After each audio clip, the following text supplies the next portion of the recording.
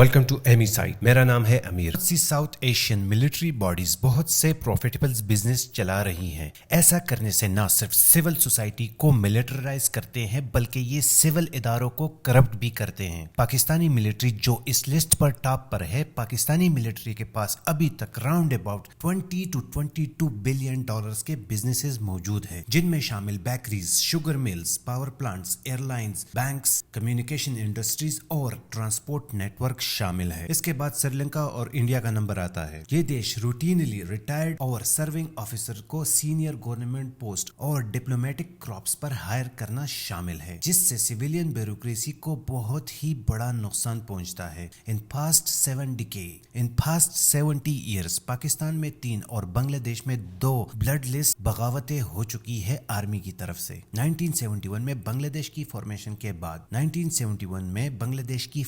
کے بعد آرمی نے دیش میں موجود سول ایڈمنسٹریشن کو اوور تھرو کرنے کے لیے بنگلہ دیشی آرمی نے 19 بار ٹرائی کیا، لیکن 19 بار ٹرائی کرنے کے بعد یہ صرف 2 دفعہ ہی کامیاب ہوئے ہیں. پاکستانی ملٹری کا بزنس 3 بڑی کیٹیگریز میں آتا ہے اور یہ سب businesses directly army chief control کرتا ہے. ڈیفنس منسٹری جو ویپنز بنانے کے ساتھ ساتھ چیریٹیبل ٹرسٹ بھی چلاتی ہے اور ریٹائر سروس مین فیکٹریز اور مینوفیکچرنگ پلانٹس چلاتے ہیں. ان کمپنیز کے نام پاکستانی فوجی فاؤنڈیشنز ہے. However, پاکستان کا سب سے بڑا انڈسٹریل گروپ کا تاج پاکستانی آرمی کے سر پر سجا ہوا ہے. ایک 3 اسٹار آرمی آفیسر کے انڈر یہ بزنسز 90 لاکھ ریٹائر افسران کو مرنے تک VIP فیسلٹیز پرووائڈ کرتے ہیں، جن میں included resettlement, reemployment scheme, private airlines, educational institute, power plants, steel and cement factory, even کے الیکٹرانک پروڈکٹ، شوگرز اور بیکریز بھی شامل ہے. اکثر کہا جاتا ہے کہ ہر کنٹری کے پاس آرمی ہوتی ہے، لیکن پاکستانی ملٹری اپنے آپ میں ایک کنٹری ہے جو ٹریمنڈس پروفٹ پہ چلتی ہے. شری لنکا جو ساؤتھ ایشیا کا سب سے بڑا موسٹ ملٹرائز کنٹری ہے. مئی 2009 کو تامل ٹائیگر کو ڈیفیٹ کرنے کے بعد سری لنکن آرمی کا مورال تھوڑا سا اونچا ہو گیا. تب انہوں نے ڈیمانڈ کی کہ اب وقت آ گیا ہے کہ سری لنکن آرمی کو کمرشل ایکٹیویٹیز میں حصہ لینا چاہیے. اس طرح سول وار کے خاتمے کے بعد پریزیڈنٹ راجا پکشے نے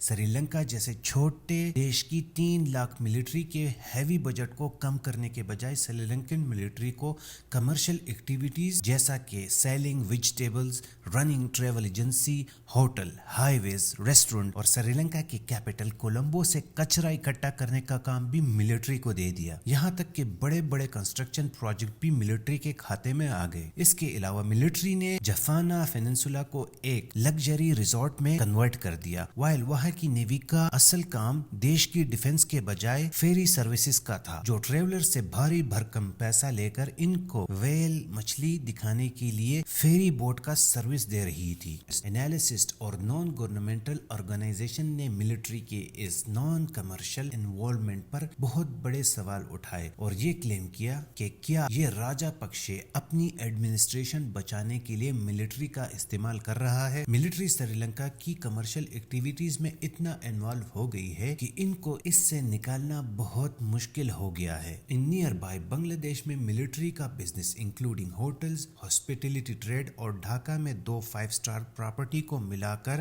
500 ملینز بنتا ہے، جن میں شامل چٹاگونگ کا ایک پورٹ سٹی بھی ہے. ڈھاکہ ریڈیسن ہوٹل، جس کو بنگلہ دیش کی آرمی کا ویلفیئر ٹرسٹ اون کرتا ہے، اس کو ڈیڈیکیٹڈ ملٹری لینڈ پر بلڈ کیا گیا ہے، جس کا مقصد وہاں کی ریئل اسٹیٹ کی پرائس کو بڑھانا تھا. ایونچولی یہاں کی ساری پراپرٹیز آرمی کے انڈر کنٹرول تھی اور جب زمین کی ویلیو پرائس بڑھنے لگی تو obviously یہ فائدہ ملٹری کو ہی ہونا تھا. بنگلہ دیش آرمی ایک ٹرسٹ بینک کو بھی اون کرتی ہے، جس کے nationwide round about 40 branches ہے. Next up Indian army. However, Indian army still 100 golf force کو مینج اور آپریٹ کرتی ہے، جسے ریسنٹلی انڈیا کے ایک آڈیٹر نے سامنے کرپشن کی انکوائری میں لایا. آڈیٹر نے پایا کہ 100 گولف کورس ان اتھورائز ہے اور ان سے آنے والا پروفٹ گورنمنٹ اکاؤنٹ میں نہیں بلکہ ریجمنٹل فنڈ میں ایڈ ہو رہے ہیں. وائل اگر اس کو دوسری نیبرنگ کنٹری سے کمپیئر کیا جائے تو یہ ریلیونٹلی بہت کم ہے،